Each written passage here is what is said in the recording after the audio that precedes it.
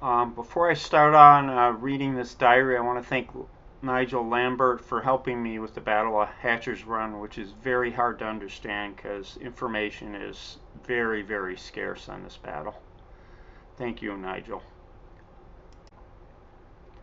Sunday, February 5th, 1865. Kings and Saxon gangs, carpenters working on wharf at Deep Bottom, had to suspend operations for the want of material. Have arranged with Captain Nathridge, Assistant Quartermaster, Army of the James, who will furnish the necessary material in a day or two. Nevis's carpenters finishing up hospitals and putting up railings on steps leading up to the men's quarters. Cohan's force hauling sand and filling in Y at Hancock Station, and reports Y completed and ready for use this 3 p.m. Pile driver came down from Deep Bottom, having driven all the piles required except guard piles. There was heavy fighting on our left today by the 5th and 2nd Corps, supported by Gregg's cavalry. It is reported the Revs have been driven from their lines on Hatcher's Run. No particulars. Weather clear and with high winds. Memo of North Carolina expedition. Men of North Carolina expedition cutting and hauling cross ties.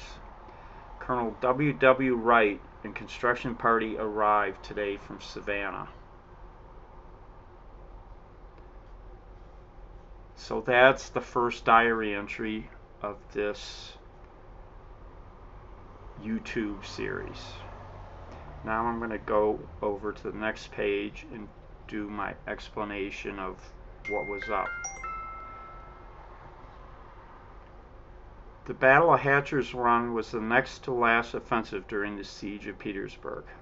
The battle took place over 3 days, from February 5th through 7th, 1865.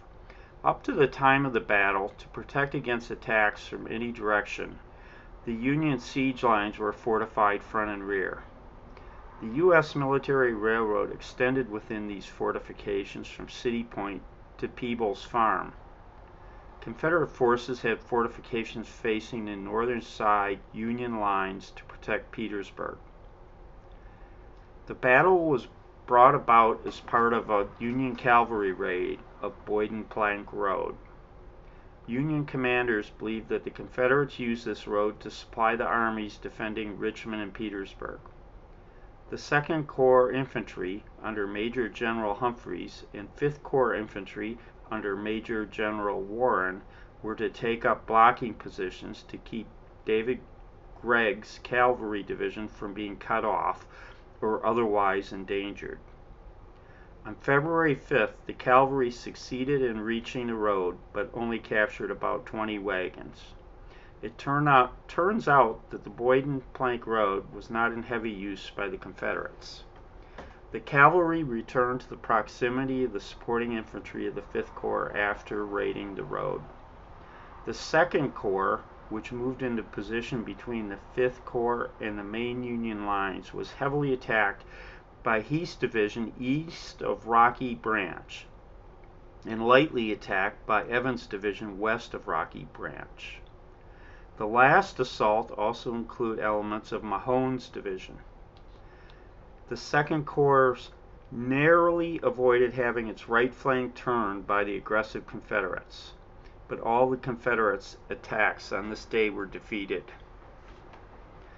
The U.S. Military Railroad Journal for this day is remarkable, and it demonstrates how quickly information could be relayed back to City Point from the front. On the first day of the battle, not only was it noted that a battle was going on, but the names of the Federal units that were engaged were already known. All the while that the battle was going on, the U.S. Military Railroad Construction Corps continued with its assigned tasks. There were a couple work gains constructing a wharf at Deep Bottom, which is up the James River closer to Richmond. This was probably being built to make supplying the troops operating in that area against Confederate forces defending Richmond a bit easier. The pile driver was a fairly impressive steam-operated machine that was mounted on a barge. A gang of carpenters was constructing a hospital on the bluff across from the engine house for the railroad men. The railroad men were civilian contractors working for the Quartermaster Corps and did not technically belong to an organization that had medical staff. The sand was used for ballasting the tracks of the U.S. military railroad. The activity in North Carolina was to provide logistics support for Sherman, who was at that time moving up through the Carolinas. The intention was to build a railroad to Goldsboro, which was where Sherman expected to meet up with Schofield's troops, who were moving inland from Wilmington and New Bern areas.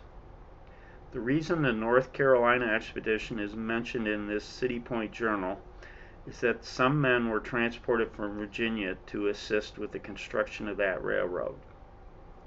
Wright had supported Sherman's campaign for Atlanta, was sent there with his men to take over from the Virginia-based men. So that's the first day of the Battle of the Hatcher's Run and what the Railroad Construction Corps was up to. I hope you come back next week and find out what happens on the second day.